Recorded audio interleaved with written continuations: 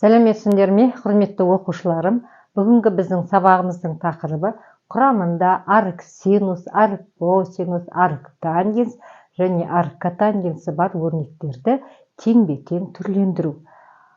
Теңбе-тең дегенге мағынасына сөздің мән береміз. Теңбе-тең түрлендіру. Мына жерде бізде 17-де 3-ші есептің 3-шісін алдым. Қазір осы есепті жаймен түсіндіріп бастайық. Бірінші, арк синустың алдында тұрған мәнді жазып алайық. 2, оның арасында көбейту бар екенін өзіміз білеміз. Ал арк синус түбір асты 3 бөлінген 2 деген сөз. Арктан кейінгі жазылып тұрған синустан, косинустан кейінгі жазылып тұрған мәндер мына берілген өрнектің синустың неше градуста екендігін біз айтуымыз керек. Мынау мағына соны білдіреді. Демек, синус неше градуста түбір асты 3 бөлінген 2. Ол 60 градуста. 60 градусымыз бізде пи бөлінген 3. Бірінші өрнегіміз болдық. Енді әрі қарай минус 2-ні қойып қояйық. Арк тангенс минус 1. Тангенс бізде балдар тақ функция. Демек, тангенстің минус 1-дегі мәні 45-тегі мәннің минусын аламыз. 45 градуста 1 кетсең, минус 45 градуста 1 кетсең. Минус пи бөлінген 4. Ал алдында минусы бар, сонда плюс болып кетеді, көбейту пи бөлінген 4 болады. Әрі қарай кеттік. Мына жерге қараймыз. Арк косинус минус түбір асты бөлінген 2. Бізде косинус жұп функция ғой. Әрі қарай қараймыз.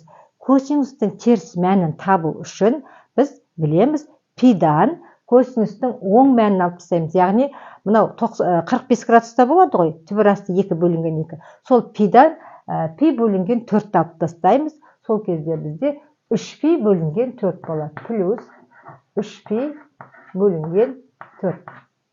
Әрі қарай минус арк котангенс. Енді бізде котангенсте жаңа косинус сияқты ғой, теріс мәнін табу үшін тангенс пен синуста ол оңай, минусмен есептей береміз. Плюстегі мәннің алдына минус қойып есептей береміз. Косинус пен котангенсті үнемі 180-нен алып отырамыз. Еден біз не жасаймыз? Түбір асты 3 бөлінген 3 дегеніміз котангенстің оң мәні, пида сол оң мәнді алып тастаймыз. Бұл бізде пи бөлінген 30 градустағы, мынау 60 градустағы мәні болады ғой, котангенс қой. Котангенстің 60 градустағы мәні пи бөлінген 3-ті пидан алып тастаймыз. Пидан пи бөлінген 3-ті алып тастасақ, 2пи бөлінген 3 болады. Минус 2пи бөлінген 3. Неге енді мына берілген амалдарды орындау арифметика қалды. Мына 2 мен 4-ті қысқартып жіберейік, 2. Сонда бізде ортақ бөлімдер келіп тұр. 3, 2, 4, 3. Енді бұл 12 болады ғой, көрініп тұр бізге. Бірінші бөлшекке 4-тен келеді. Екінші бөлшекке 12, 6-дан келеді. Үшінші бөлшекке 3-тен келеді. Төртінші бөлшекке 4-тен келеді. Ал есептеп жіберейік. 2пи, 2пиді 4-ке көбейтеміз. 8пи болады. Плюс, мына жерде 2 қысқарып кетті, 6пи қалды. Мына екеуін көбейткенде плюс 9пи болады. Ал мынау бізде минус 8пи болып тұр. Ал бөлшек сызығымыз әрі қарай шақ. Алымында плюс 8пи мен минус 8пи жойылып кетейін деп тұр. 6пиға 9пиді қоссақ бізде болады 15пи. Бөлімінде 12. 15 пен 12-ні 3-ке қысқартып жіберейік, 5 болады 4. Сонда біздің есебіміздің жауабы 5пи бөлінген 4 болады. Неке арк синус, арк косинустармен берілген өрнектердегі теңбе-тең түрлендіру деген сөз, мына өрнектің орнына мына мәндерін қою деген сөз ғой, екеуі тең, бірден нәрсе деген. Енді оқулығымыздағы әрі есептерді жалғастырайық. 17-де 4-ші есептен мен тек қана жаңағы өрнектің мағынасы бар ма жоқ па соны түсіндіріп жіберейін. Мына өрнектің мағынасы бар ма жоқ па дейді. Оны білу үшін арк синус болсын, арк косинус болсын, осы екеуінде мынадан кейін тұрған сан, мына жерде тұрған сан, біз білеміз өткенде графигін сызғанда минус 1 мен плюс 1-дің арасында жүру керек. Демек, мына өрнектің мағынасы жоқ деп айтамыз. Келесі есеп бізде 5-шісін көріп жіберейік осының. Мына өрнектің ішін амалды орындап көрейік. Бізде мына жерде 2-ші ақшамыз бар ғой. Косинус түбір асты 3-тен түбір тапсақ, квадрат түбір тапсақ, 1,7 әрі қарай кете береді. Минус 2. Сонда 2-ден 1,7-ні алсақ, минус 0,3. Оның мәні -1 мен +1 аралығында жатыр. Олай болатын болса, бұл өрнектің мағынасы бар деп белгі қояды. Мағынасы бар жоқ, тек соны ғана айтуға берген бұл есеп. 17-де 4-ші есеп. Келесі 17-де 5. Бүгін көп практикалық жұмыстар көрсетемін, балдар. Біріншісін көрсетейін. Енді сендерге, балдар, мынандай мен айтып жіберейін бұрышқа. Мына жақшаның ішіменен арық жақшаның ішінде болса, сыртында егер екеуі де бірдей синус болса, синус, арық синус болса, онда мына санның өзі шығады деп жазамыз, 3-тен 1 деп мына жерде. Ал егер біреуі синус, біреуі косинус болса, шамалы есептеуіміз керек. Мінекей, мысалы, мына жазуды қарайық. Арық косинус 3-тен 1 деген сөз, балдар, иә? Косинус альфа тең 3-тен 1 дегенді білдіреді. Мына жерден альфа тең арық косинус 3-тен 1 деп жазатын едік қой.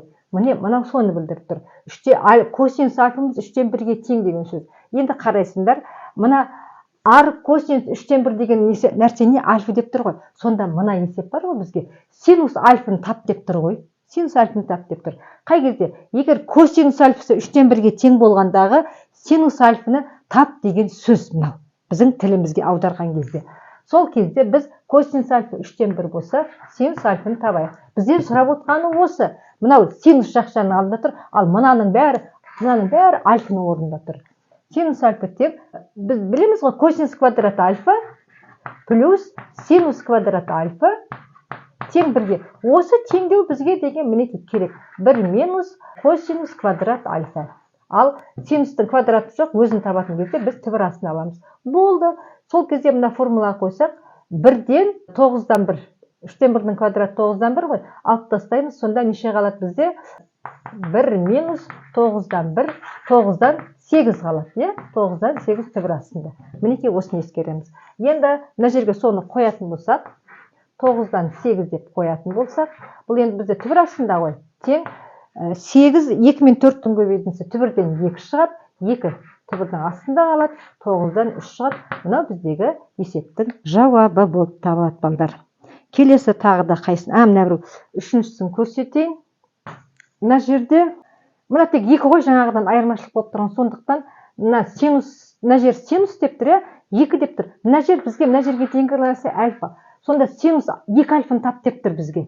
Түсінікті ғой, иә? Синус 2 альфаның формуласы тең 2 синус альфа косинус альфа. Осындағы косинус альфамыз 4-тен 1-ге тең, мынау айтып тұр. Косинус альфа 4-тен 1-ге тең дейді. Енді біз синус 2 альфаны табу үшін 2 тұр, міне жазып қоямыз, 2. Ал синус альфаны есептеу үшін 1-ден 4-тен 1-дің квадратын алып тастаймыз, иә? Так, мына жерге біз жазып көрейік.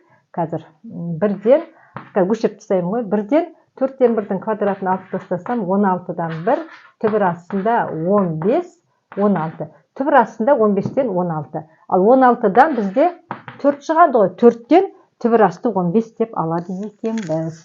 2 көбейту синустың орнына түбір асты 15 бөлу 4 дедіге жаңа. Ал көбейтілген косинус альфаның орнына 4-тен 1-ді қоямыз. 4-тен 1. Сол кезде 2 мен 4 қысқарып кетеді. 2 тең 15-тен 1 15 бөлімінде 2 4-тің 8. Түбір астында 15 бөлу 8 деген есептің жауабы болады екен. Қазір есебін жалғастырайық. 17-де 6-шы есептің біріншісі косинус арық косинус 5-тен 1. Мен әдейі бердім мына есепті, өте жеңіл есеп. Мына жерде косинус болса, арықтан кейін косинус болса, онда ойланбаймыз, осы санның өзін жазамыз. Мынау альфа ғой. Косинус альфа неге тең деп тұр? Косинус альфа 5-тен 1-ге тең. Егер мына жерде де синус болса, екеуі бірдей болса, сол мына санның өзі жазылып отырады. Ал егер мына жердегі сан, мынау біреу синус, біреу косинус болғанда, жаңағы мына формула 1-ден квадраттап алып тастайтын формула. Ал енді мынаған келейік. Мынау тангенс, ал мына жер арық котангенс. Мына жазу бізге нені білдіреді, балдар? Арық котангенс 3-тен 2 деген сөз, котангенс альфа тең 3-тен 2-ге дегенді білдіріп тұр. Ал арық деген жазу қосылған кезде, мына жер альфаны білдіреді. Альфа, мынаның іші альфа. Сонда тангенс альфаны тап дейді. Ал бізде мынадан көріп отырмыз, тангенс альфа нешеге тең? Тангенс альфа мен котангенс альфа кері ғой. 2-ден 3-ге тең. Сонда мына есептің жауабы 2-ден 3 дейміз.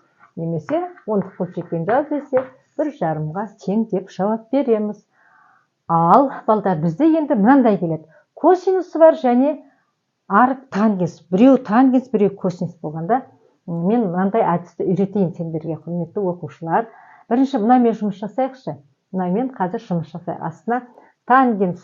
Мынау деген сөз тангенс альфа 6-дан 1-ге тең дегенді білдіріп тұр. Осыдан кейін барамыз да кішкене тангенс альфаны табамыз. Тангенс альфа дегеніміз сүйір бұрышқа қарсы жатқан катеттің іргелес жатқан катетке қатынасы. Демек, 3 түбір асты 5-тің 2-ге қатынасы дейміз. Сонда біздің есептің жауабы шықты дейміз. 17-де 14-тен бір есеп көрсетіп жіберейін. А параметрінің қандай мәндерінде біріншісі арк синус 2 минус А мағынасы болады дейді. Ал жақсы. Мағынасы болу үшін бізде мына жердегі тұрған өрнек -1 мен +1-дің арасында болады. Сол шекараны қоя қояйық. 2 минус А минус 1 плюс 1.